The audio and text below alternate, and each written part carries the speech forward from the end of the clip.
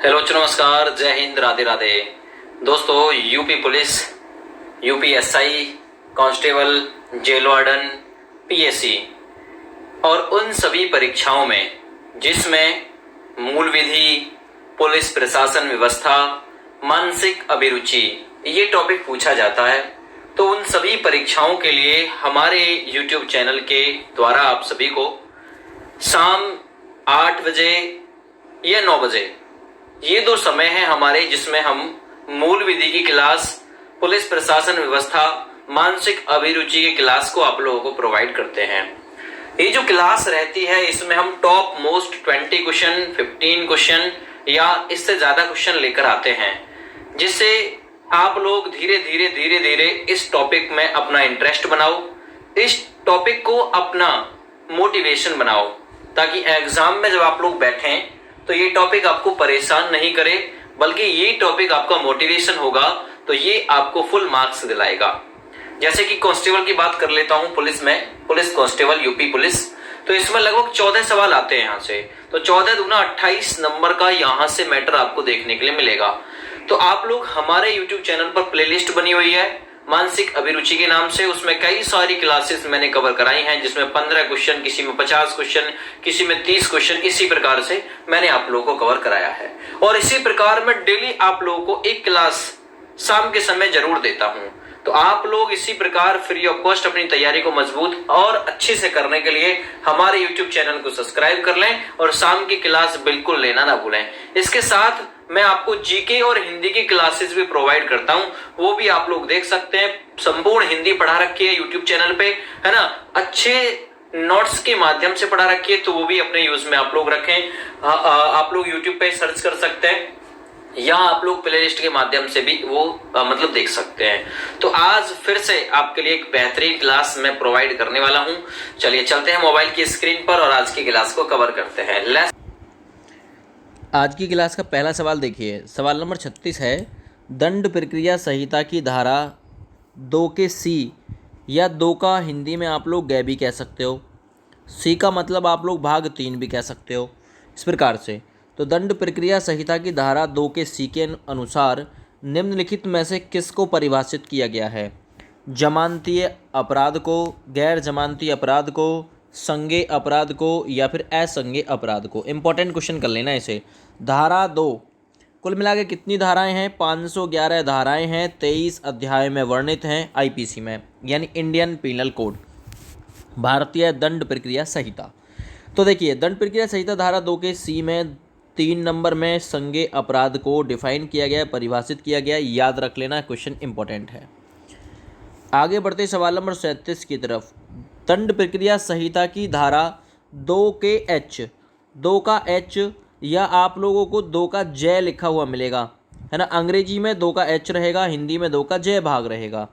निम्नलिखित में से क्या परिभाषित किया गया है भारतीय दंड प्रक्रिया की संहिता धारा 2 के एच के अनुसार? अन्वेषण, दोष, जांच या इनमें से कोई नहीं। तो याद रखना, इसमें अन्वेषण को परिभाषित किया गया है, याद रखो, ए विकल्प बिल्कुल इसमें राइट ऑप्शन है। दोस्तों आगे बढ़ता हूँ। दंड प्रक्रिया संहिता की धारा में विभाग के विरुद्ध अपराधों के लिए अभियोजन को प्रावधानित किया गया है। किस धारा में प्रावधानित है? क्या चीज़? विभाग के विरुद्ध जो अपराध होते हैं इनके लिए अभियोजनों को प्रावधानित किया गया है। किस में प्रावधानित किया गया है? धारा 196, 97, 198 या इनमें से कोई नहीं। तो याद रखना, धारा 198 में ये चीज़ प्रावधानित की गई है, इस चीज़ का प्रावधान है विभाग के विरुद्ध अपराध। आगे आइए 39 नंबर क्वेश्चन पे। निम्नलिखित में से सत्य कथन चुनिए। सत्य कौन कौन सा है? संज्ञेय अपराध ऐसा अपराध अभिप्रेत है जिसमें पुलिस अधिकारी बिना वारंट के गिरफ्तार कर सकता है, बिल्कुल सही है। उच्च न्यायालय से अभिप्रेत है किसी राज्य के संबंध में उस राज्य का उच्च न्यायालय, तो बिल्कुल ठीक है, उक्त दोनों ही बिल्कुल सही है ना। उच्च न्यायालय से अभिप्रेत है ना, अभिप्रेत का मतलब जानकारी है उसे, किसी राज्य के संबंध में उस राज्य का उच्च न्यायालय, तो बिल्कुल ठीक है।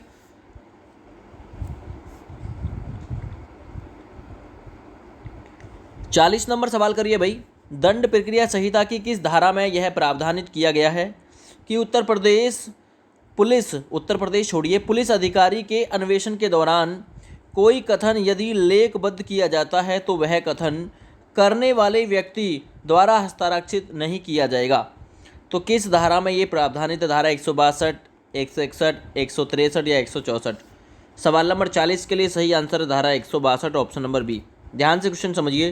दंड प्रक्रिया संहिता की किस धारा में यह प्रावधान किया गया है कि पुलिस अधिकारी से अन्वेषण यानी जांच के दौरान किया गया कोई कथन, है ना, लेखबद्ध किया जाता है। कोई जांच के दौरान कोई कथन उसने लिख दिया, लेखबद्ध किया गया, तो वह कथन करने वाले व्यक्ति द्वारा हस्ताक्षरित नहीं किया जाएगा, है ना, किसी व्यक्ति द्वारा हस्ताक्षरित नहीं किया जाएगा। जो उसने जांच में लिख दिया है वही रहेगा। बी ऑप्शन बिल्कुल राइट है। सवाल नंबर 41 करिए भाई। अपराधी द्वारा कारित अपराध संज्ञेय है अथवा असंज्ञेय अपराध है। असंज्ञेय और संज्ञेय का मतलब है, एक तो जघन्य अपराध होता है, घोर अपराध, एक ए वर्ड लगा हुआ है, असंज्ञेय अर्थात जो घोर अपराध ना हो, संज्ञेय का मतलब घोर अपराध हो। अच्छा, अपराधी द्वारा कारित अपराध संज्ञेय है अथवा असंज्ञेय है। जमानतीय है अर्थात गैर जमानतीय, अर्थात उस पर जमानत मिल सकती है या फिर ना मिल सकती है। इसका निर्धारण निम्नलिखित में से उल्लिखित किस प्रावधान से होता है? भारतीय दंड प्रक्रिया संहिता, साक्ष्य अधिनियम, पुलिस रेगुलेशन या दंड प्रक्रिया संहिता? तो 41 नंबर में डी विकल्प राइट हो जाएगा। दंड प्रक्रिया संहिता के अनुसार ये डिसाइड किया जाएगा। डी ऑप्शन राइट है। 42 नंबर क्वेश्चन करते हैं। भारतीय दंड संहिता की किस धारा में दंगा यानी एफ्रे को परिभाषित किया गया? दंगे को किस धारा में परिभाषित किया गया? इंपॉर्टेंट क्वेश्चन है, आ चुका है एग्जाम में। तो 159 धारा में, धारा 159 में दंगे को परिभाषित किया गया है। याद रखना, ए विकल्प राइट है। आगे बढ़ते सवाल नंबर 43। छल की सजा, यानी आपने किसी के साथ छल किया, फिर इसकी सजा का संबंध निम्नलिखित में से आईपीसी की किस धारा में संबंधित है ना? छल की सजा यानी छल कर दिया आपने किसी के साथ, उसकी सजा का प्रावधान किस धारा में वर्णित है? तो धारा 417 में वर्णित है। याद रखना, धारा 417 छल की सजा को परिभाषित करती है। बी विकल्प राइट है। आगे आइए, निम्नलिखित में से कौन सी भारतीय दंड संहिता की धारा भारतीय संविधान की धारा 14 व 21 के अधीन असंवैधानिक करार कर दी गई है? कौन सी धारा है जो भारतीय संविधान की धारा 14 व 21 के अधीन असंवैधानिक करार कर दी गई है? 301, 303, 306 या फिर 314? इंपॉर्टेंट क्वेश्चन कर लेना। 303 वो धारा है, 303 वो धारा है जिसे निरस्त कर दिया गया और इसे 14 व 21 के अधीन असंवैधानिक करार कर दिया गया है। आगे, आत्महत्या करने के लिए दुष्प्रेरण यानी अबेटमेंट की सजा का प्रावधान आईपीसी की किस धारा में है? जो अटेम्प्ट टू मर्डर होता है यानी आत्महत्या करने के लिए, है ना भाई, दुष्प्रेरण, ये अबेटमेंट की सजा का प्रावधान आईपीसी की किस धारा में वर्णित है? धारा 306। किस धारा में? धारा 306 में वर्णित है। ए विकल्प राइट है 45 के लिए। 46 नंबर क्वेश्चन पे आ जाइए। निम्नलिखित में से कौन सा अपराध है जिसकी तैयारी आईपीसी में दंडनीय है? कौन सा अपराध है जिसकी तैयारी आईपीसी में दंडनीय है, दंड के योग्य रहोगे?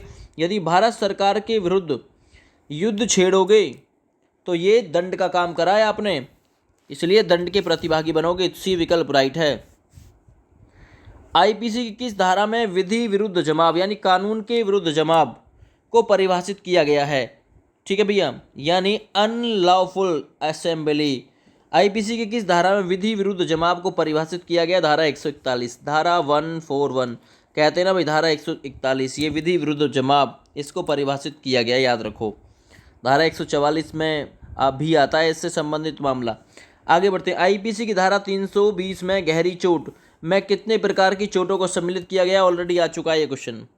48 नंबर, तो 8 प्रकार की चोटों को परिभाषित किया गया धारा 320 में। 8 प्रकार की गहरी चोटों को प्रावधानित किया गया, याद रखो।